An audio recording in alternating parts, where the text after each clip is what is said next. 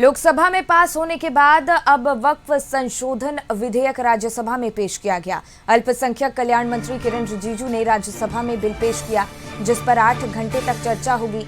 इससे पहले बुधवार को लोकसभा में 12 घंटे की चर्चा और वोटिंग के बाद बिल पास हो गया। बिल के पक्ष में 288 वोट पड़े, वहीं विपक्ष की तरफ से 232 वोट आए।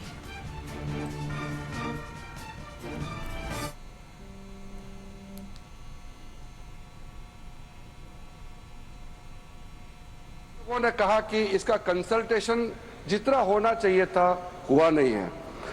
मैं इतना जरूर बताना चाहता हूं कि जब हम ये वक्त संशोधन बिल लेके आए और जेपीसी बनाया, उससे पहले हमारे अल्पसंख्यक मामलों का मंत्रालय ने व्यापक रूप से देश भर में जितने स्टेक होल्डर्स हैं, राज्य सरकारों से, माइनॉरिटी कमीशंस होते हैं स्टेट में, वक्फ बोर्ड होते हैं और वहां के ऑफिसर्स और इंटेलेक्चुअल कम्युनिटी से, धार्मिक संस्थाओं में जो लोग प्रतिनिधि करते हैं, कई लोगों से बातचीत करने के बाद ये बिल तैयार करके हमने इस सदन में पेश किया, पार्लियामेंट में पेश किया।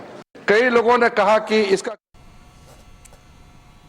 वक्फ बिल पर बीजेपी प्रदेश अध्यक्ष दिलीप जायसवाल ने कहा कि इससे वित्तीय पारदर्शिता बढ़ेगी। लालू पर तंज कसते हुए उन्होंने कहा कि उनकी अंतिम इच्छा पूरी कर दी गई है। लालू की पोल खुल गई। लालू जी ने कहा कि ऐसा कानून संशोधन बिल लाइए सोनिया गांधी जी को कि कॉग्निजेबल ऑफेंस हो, क्रिमिनल धारा में वक्फ बोर्ड के जो लोग कब्जा किए हुए हैं, जो संपत्ति को बेच रहे हैं, उतना ज्यादा तो बीजेपी नहीं कह सकता है, क्योंकि यही लोग फिर बोलेंगे कि सेकुलर पार्टी नहीं।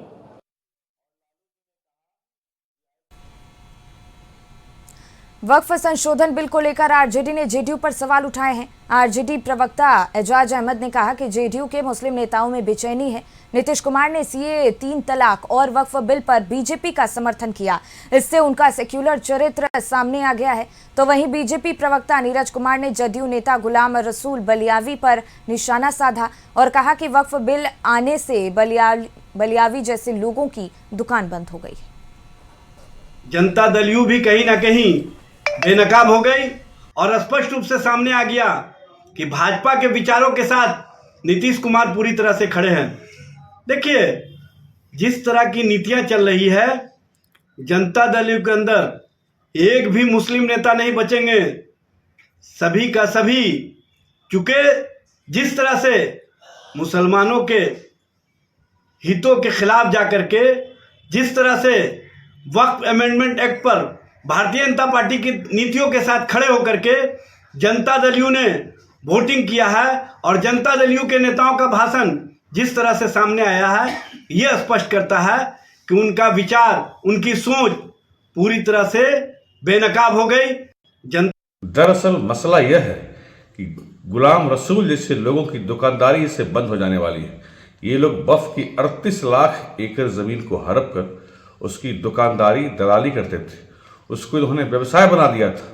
एक भी मुस्लिम बच्चा बताइए पूरे देश में जो कि वक्फ की आय से कहीं पढ़ाई कर रहा हो, कहीं उदाहरण नहीं मिलेगा।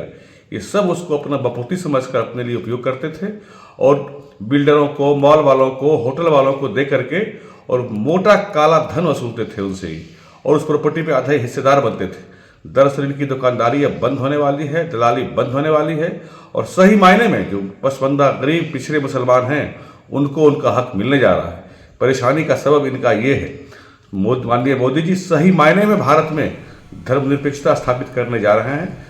तभी तो जो पिछड़े मुसलमान हैं, पसमानदा मुसलमान हैं, बोहरा समाज है, वो आज मोदी जी को धन्यवाद। पर्यावरण, वन एवं जलवायु परिवर्तन मंत्री डॉक्टर सुनील कुमार ने वक्फ संशोधन विधेयक लोकसभा में पारित होने पर देशवासियों को बधाई दी। डॉक्टर सुनील ने कहा कि माफिया लोगों का लंबे अरसे से कब्जा था, जिसके कारण गरीबों को इसका लाभ नहीं मिल रहा है।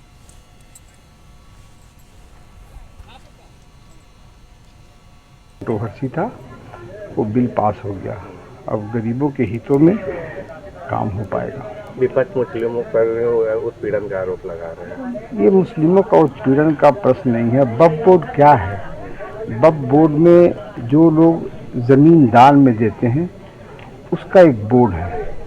जिसको माफिया लोग कब्जा करके रखता है और गरीबों को उसका लाभ नहीं मिल पाता।